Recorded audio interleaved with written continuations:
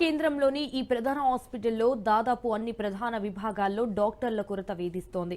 ముఖ్యంగా అత్యవసర సేవలు అందించడానికి వెంటిలేటర్లు, ఐసీయూ వంటి అధునాతన సౌకర్యాలు ఉన్నా సిబ్బంది లేక పరికరాలు మూలన పడుతున్నాయి.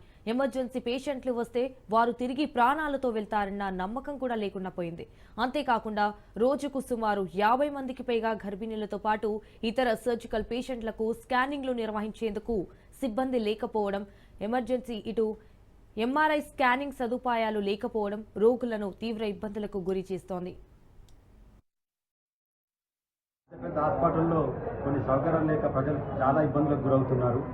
మరి జిల్లాలో ఈ హాస్పిటల్ ఉన్నప్పటికీ ఇటు బోధన కానీ, ఇటు బాన్సువాడ కానీ, ఇటు ఆర్మూరు కానీ, ఇటు కొన్ని నియోజకవర్గాలు ఈ హాస్పిటల్కి పెద్ద హాస్పిటల్కి వచ్చి ఇక్కడ జైన్ అన్ని ట్రీట్మెంట్ చేయించుకుంటున్నారు పేద ప్రజలు.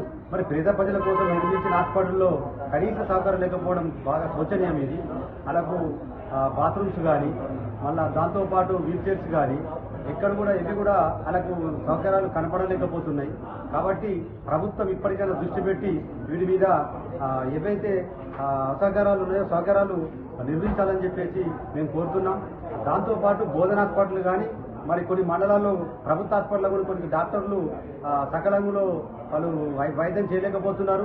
వాళ్ళు ప్రైవేటు హాస్పిటల్కు ఉన్నంత ప్రేమ ఈ గవర్నమెంట్ హాస్పిటల్ మీద చూపించలేకపోతున్నారు.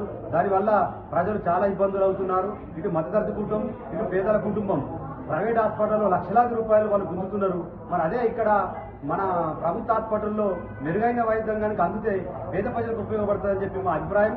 ఇప్పటికైనా ప్రభుత్వం దృష్టి పెట్టాలి, దీని మీద దృష్టి సాధించాలి. స్థానిక ఎమ్మెల్యేలు కానీ, ఎంపీలు కానీ దీని మీద దృష్టి సాధించి పేద ప్రజలకు సకలంగా వైద్యం అందించేలా చర్య తీసుకోవాలని చెప్పేసి మా యొక్క అభిప్రాయం.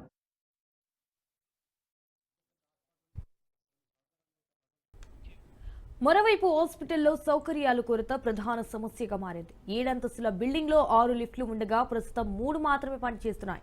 దీంతో పేషెంట్లు, వారి తరపు బంధువులు, వికలాంగులు 7 అంతస్తులు నడిచి వెళ్లాల్సి వస్తోంది. రోగి బంధువులు తాగేందుకు నీళ్లు తాగాలన్నా ఆ భవనం మొత్తం దిగి రావాల్సిన పరిస్థితి నెలకొంది.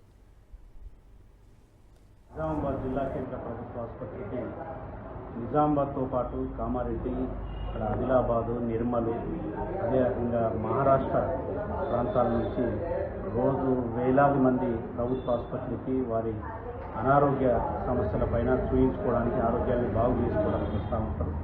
కానీ జిల్లా కేంద్ర ఆసుపత్రిలో సౌకర్యాలు సరైనటువంటి పద్ధతిలో లేకపోవటం, అదే రకంగా సరిపడా సిబ్బంది లేకపోవటం, అదే రకంగా అక్కడ ఉండేటటువంటి ఎక్విప్మెంట్స్ కూడా సరైన పద్ధతిలో లేకపోవటం వల్ల అనారోగ్యంతో వచ్చినటువంటి రోగులు, ప్రజలు తీవ్రమైనటువంటి ఇబ్బందులకు గురవుతా ఉన్నారు.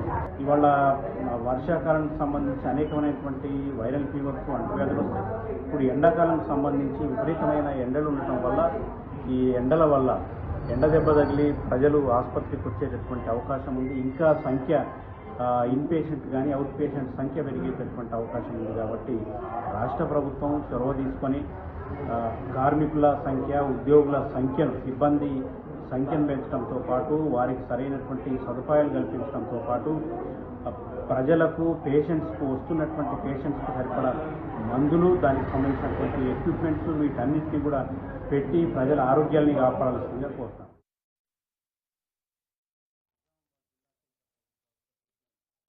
ఇక హాస్పిటల్ కు వచ్చే వారికి భద్రత కూడా లేదని వాదన వినిపిస్తుంది. సుమారు 150 సీసీ కెమెరాలు ఉండగా అందులో సగానికి పైగా పనిచేయడం లేదట. ఈ ఏడాది ఇప్పటికే 10ల సంఖ్యలో కేసులు నమోదయ్యాయి. హాస్పిటల్లో ఏర్పాటు చేసిన సీసీ కెమెరాలు పనిచేయకపోవడంతో కొందరు రోగులకు సంబంధించిన బంధువులమంటూ వచ్చి దొంగతనాలకు పాల్పడుతున్నారు. మరోవైపు ఏదైనా అగ్ని ప్రమాదం జరిగితే ప్రాథమికంగా నివారించేందుకు ఏర్పాటు చేసిన అగ్నిమాపక పరికరాలు కూడా తుప్పు పట్టిపోయాయి.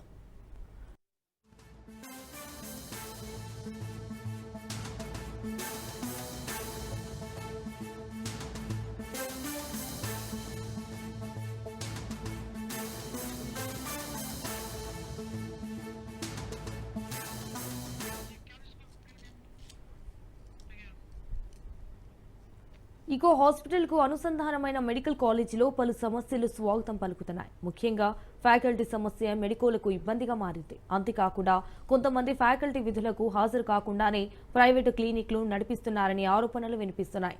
దీనిపై గతంలో స్థానిక ప్రజాప్రతినిధులు కూడా పలుమార్లు ఆకస్మిక తనిఖీలు చేసి డాక్టర్ల పనితీరును మార్చుకోవాలని సూచించిన ఫలితం మాత్రం లేకుండా పోయింది.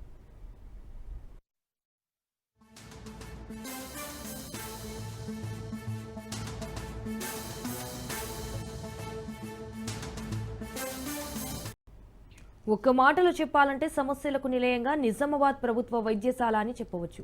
గత పాలకులు హాస్పిటల్ డెవలప్మెంట్ పై ఎన్నో వాగ్దానాలు చేసినా ఎలాంటి ప్రయోజనం లేకపోవడంతో రోగులు, ప్రజా సంఘాలు ఆగ్రహం వ్యక్తం చేస్తున్నారు. మరోవైపు పూర్తి స్థాయి నిధులు, నియామకాలు ఇస్తే తప్ప మెరుగైన వైద్యం అందించలేమని డాక్టర్లు చేతులెత్తిస్తున్నారు.